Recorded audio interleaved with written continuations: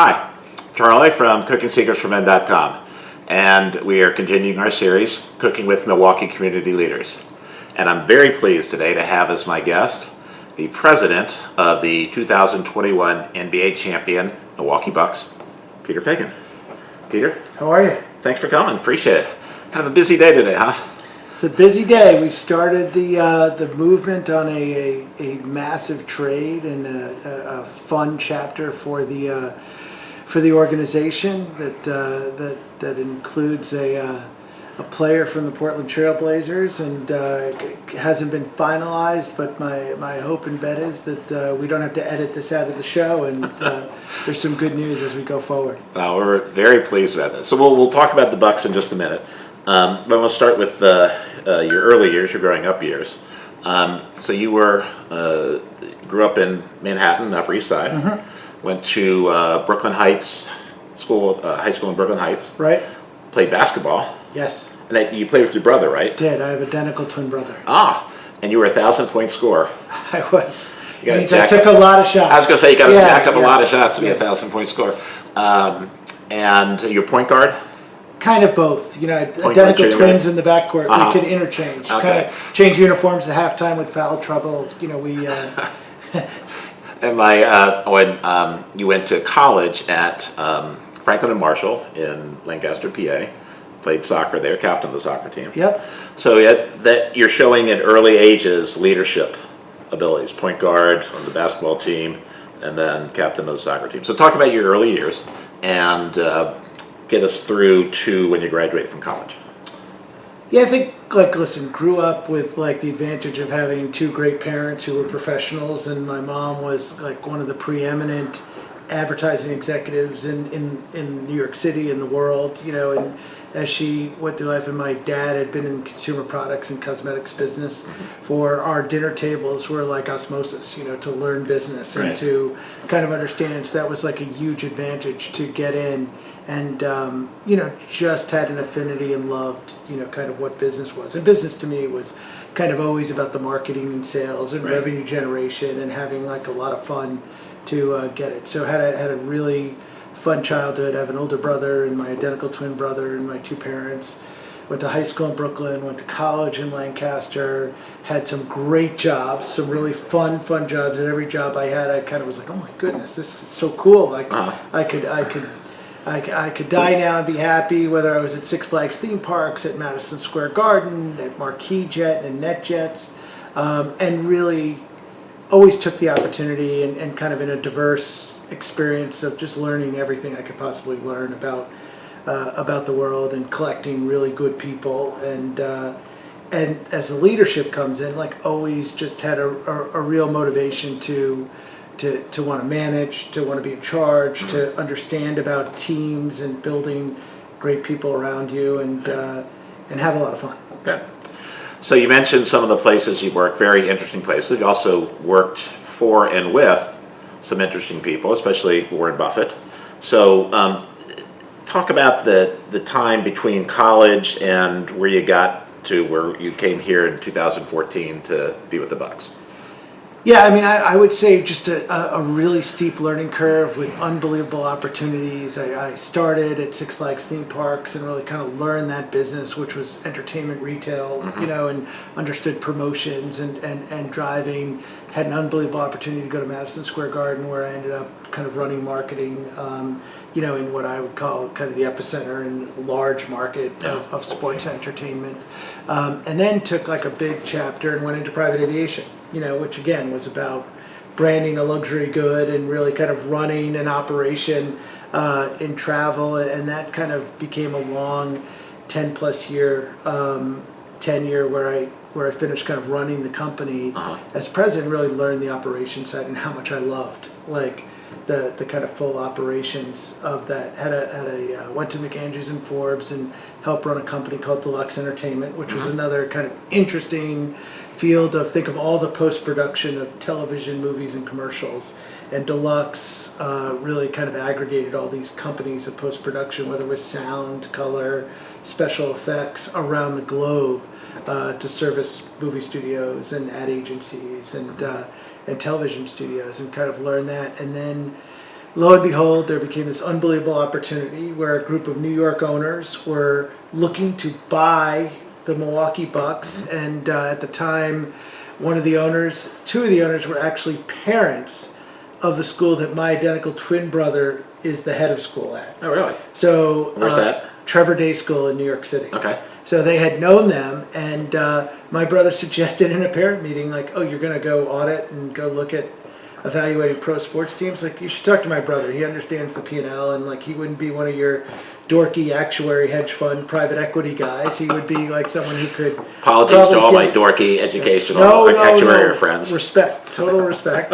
And I'm just not one of you. Yeah, it's not to. Right. And that became kind of like before the Bucks, like for 5 or 7 years, I would moonlight every once in a while and get to go on these unbelievable data room trips to pro teams, which was like a fantasy for me, and Sure. kind of like try to be additive to them evaluating a team. And one day they asked, like, could you get to Milwaukee to go talk to Senator Cole and see what this is? And maybe 24 hours later, we're like, oh my goodness, this is actually real. This could happen. And that's kind of the short story of, how that did. Then I had no intention of moving to Milwaukee and running it. My intention was to help consult, find a great operating team, and run it. And then in classic form, I kind of realized quickly what an opportunity this was, and just completely submarined any candidate with an opportunity, and like made myself the best Right. available. Well, Yeah. yeah, you have proven that to be true. So it dovetails nicely into what I wanted to talk about next. So we're both we grew up in big cities. So you're New Yorker. You're DC? I'm DC. Yeah. I lived there for about the first 40 years of my life. So we grew up with subways, and we grew up with, what time it was cabs, but, cabs and public transportation, and we didn't take our car everywhere, and we had all the big city amenities, the sports teams and the culture and the restaurants. And Milwaukee kind of is a small city, mid-size. We've got sports teams. We've got baseball. We've got the NBA. We've got the culture. We've got Summerfest, the largest music fair in the world, right down the road here. And we have a restaurant scene that's as good as any city that I've been to, including where I have my hometown. I mean, I love the food here. So talk about coming from a big city, living in a big city most of your life, and now assimilating here in Milwaukee. A complete dramatic transition. Right. I think like everything from size. I think you say town, I would say a village. Compared to, there are your existences, especially in a very,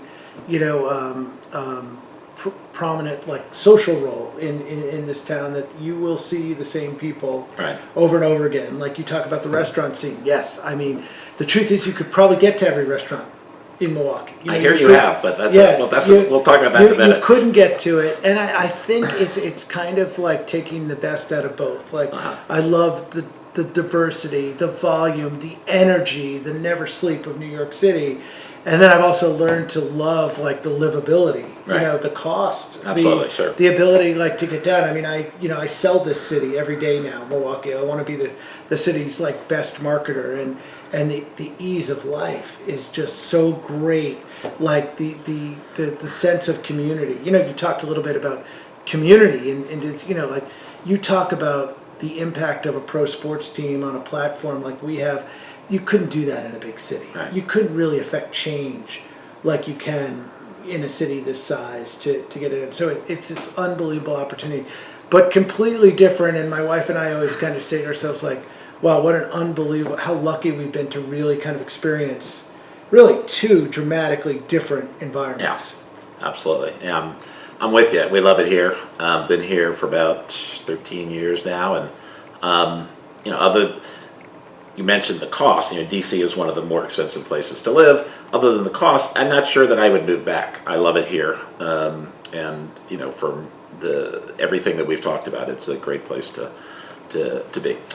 So you kind of talked about some of the things that I was interested in the Bucks and the transformation of the Bucks from a mid-tier, small market NBA team into one of the elite franchises in the league, and one that's a contender year after year for a championship. So talk about that transformation and how it's had an effect on the city here. Yeah, I would say it all starts from the top. So, Take Ownership has always been very adamant and direct about we will be the best. Right. Let's innovate, let's grow, let's literally set the gold standard. The market size does not matter. I will say we have planned to be lucky, to have the Giannis effect and have a global superstar Right. to help your hockey stick growth and getting it done. And an NBA team is a special thing. It's one of 30, Right. and it's a global sport, and it's got you are, the word Milwaukee across your jersey is broadcast in 215 countries, every game you have. And, we treat it like that. We treat it like, who are our hundreds of millions of fans? How do we build affinity? How do we Might have a few them? more the season. I think we've ratcheted, a rare way to ratchet it up. But for us, it's about taking this opportunity, and pro sports is so surreal because it's the emotional, it's the psychological, it's the physical, to get it and take a championship caliber team and really create that equity, in the community, create it commercially, and create it on a brand side that. We want it to be unlike anything else. We want to be that global team. We think there's, and it's also setting ridiculously high goals. So how do you think surreal? How do you raise the bar? And Right. Why couldn't this team in Milwaukee be the irreverent, great symbol of NBA basketball around the world? I don't know, easy. It should be. Sure. Yeah. So talk about the Deer District and the development there and what that has meant to the city. Yeah, I think an easy point. How do we take this nucleus of an arena that has 150 events a year and build around it Right. to really think about activating? So the interesting thing in Milwaukee and the opportunity is we're able to acquire about 30 acres.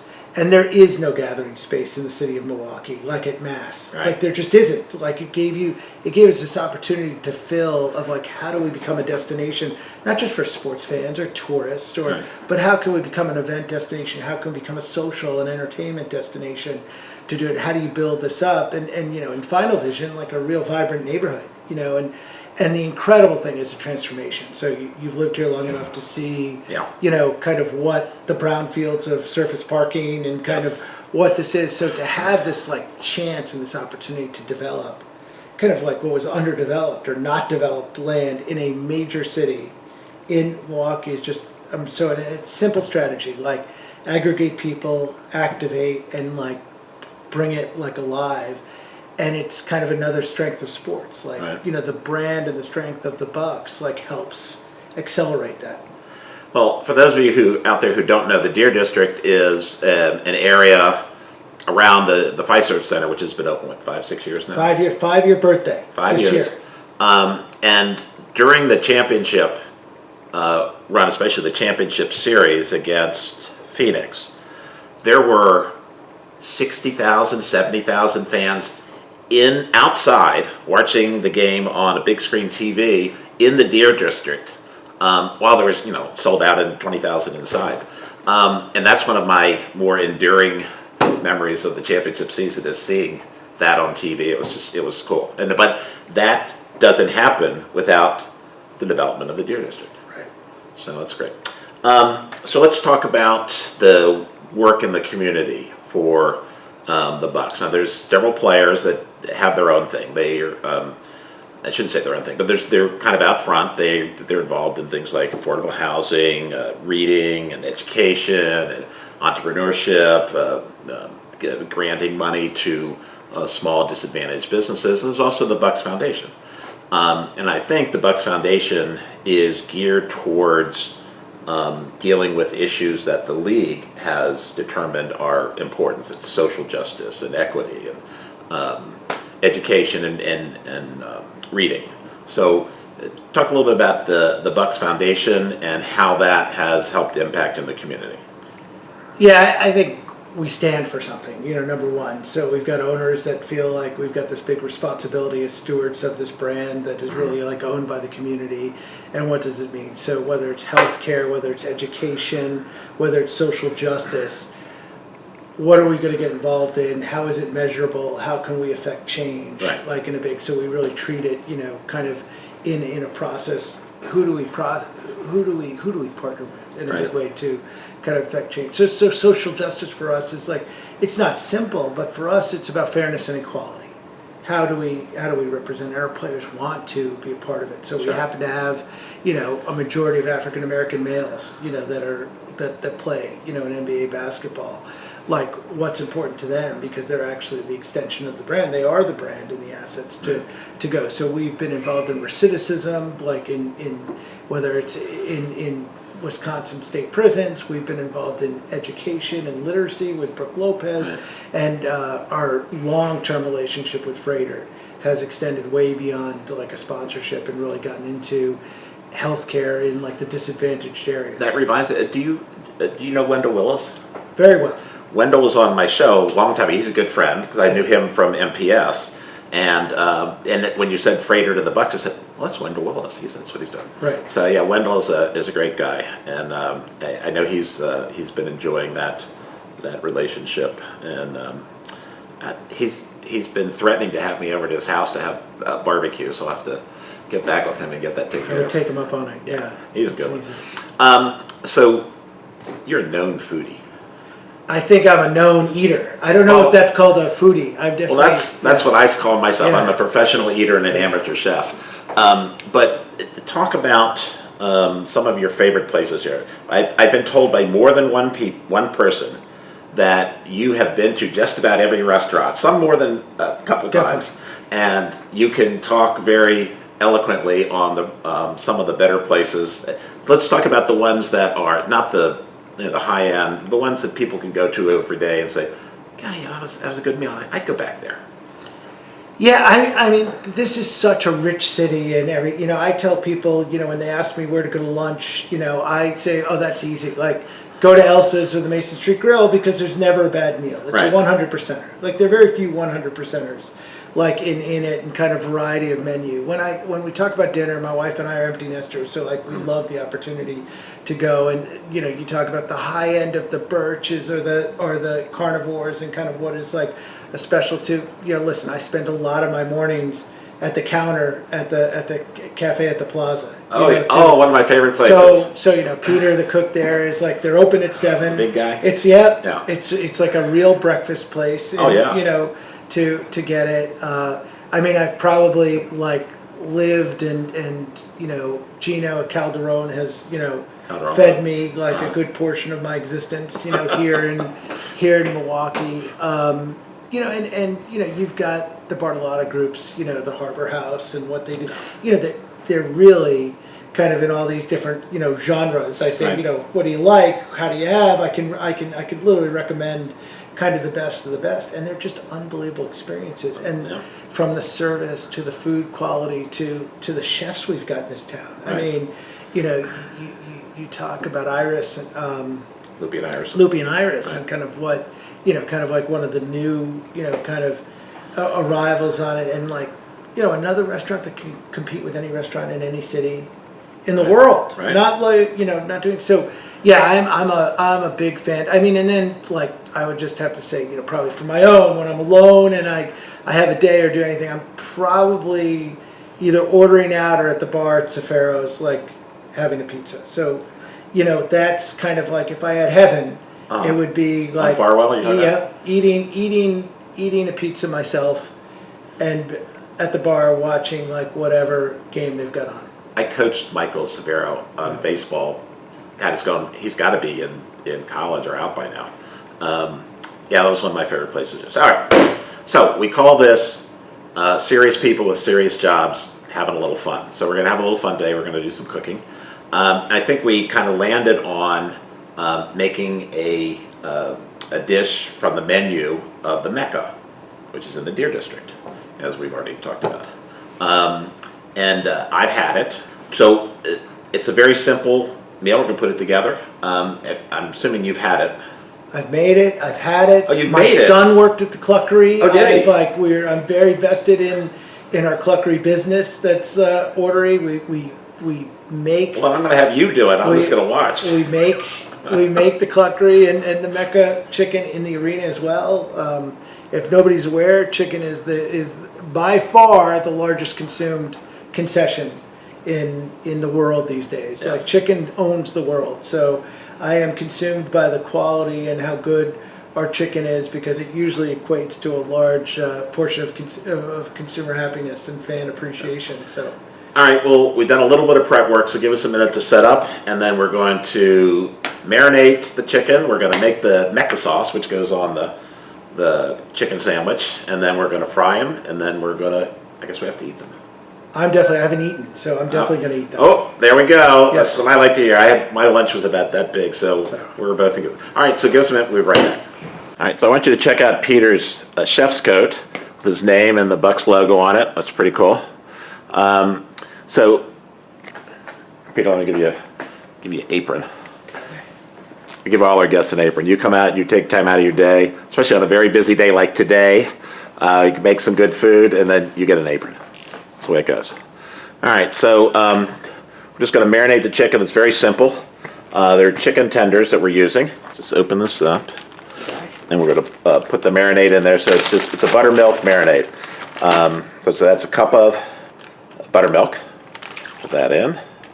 And then we've got a bunch of spices, which include salt, garlic powder, paprika, and then Tony Chachere's Creole seasoning. It's supposed to sit for about an hour. So we'll put that in the fridge. Roll it around a little bit. There we go. All right. And then we're going to move over and make the Mecca sauce. All right. So Peter's going to make the Mecca sauce, which we put on top of the chicken sandwich.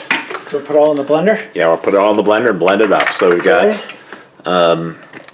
some sour cream. We're supposed to put about a cup in. And this is a Well, fourth. you can pretty much put most of that in, because that's almost a full cup. It's 16 ounces. We're supposed to use 8 ounces. So my University of Maryland math says Oh, your pretty close. tarp. A turp, yeah. Yeah. So we got sour cream. This is the base of most good sauces, is sour cream and mayo.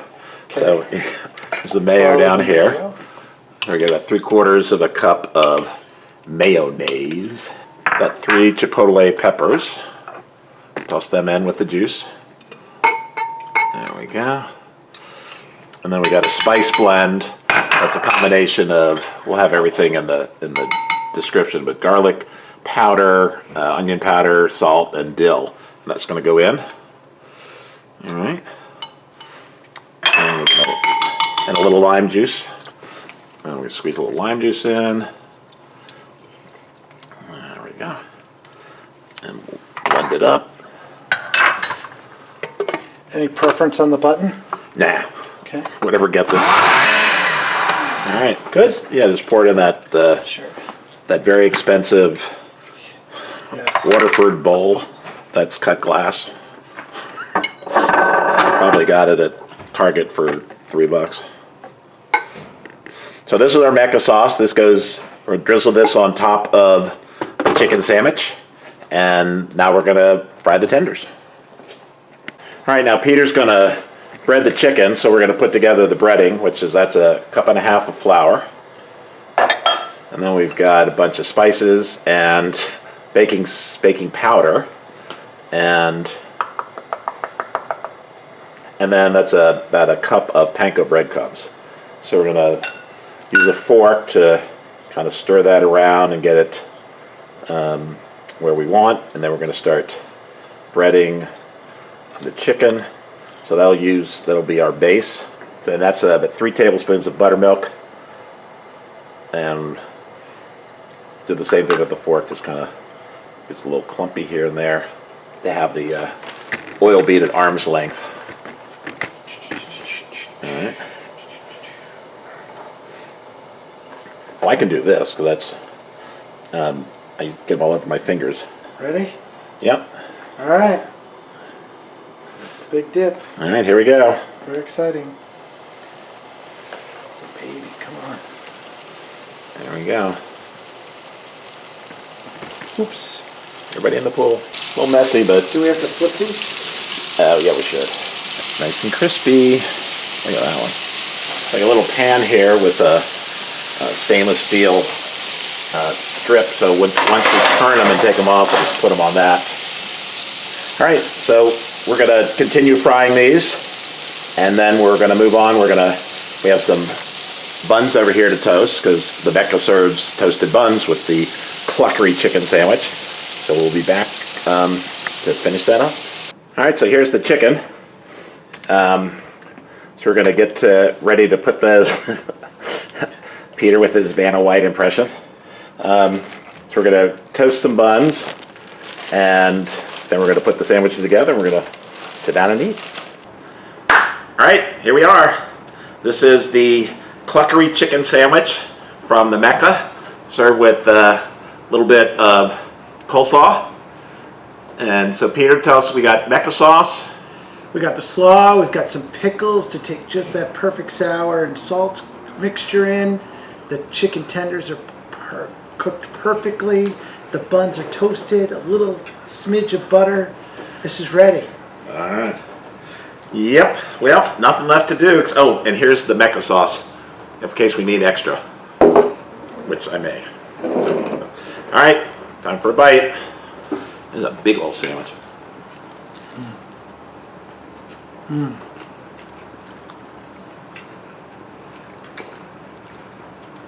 Oh, Mecca sauce, never heard of it. No, I'm a dipper. So Go for it.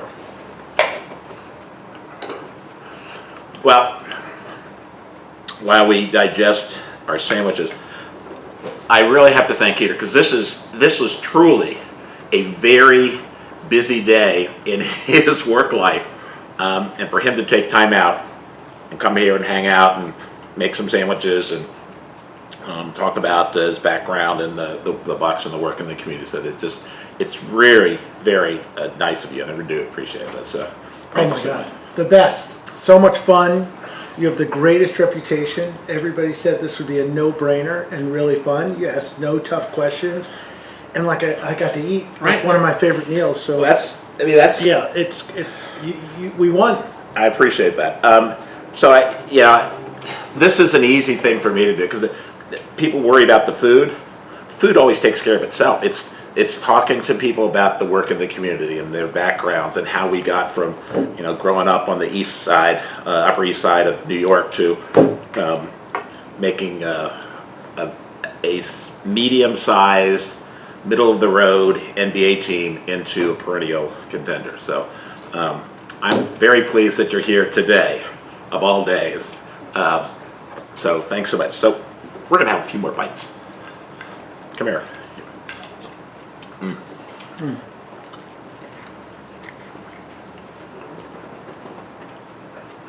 That was really good. It's great.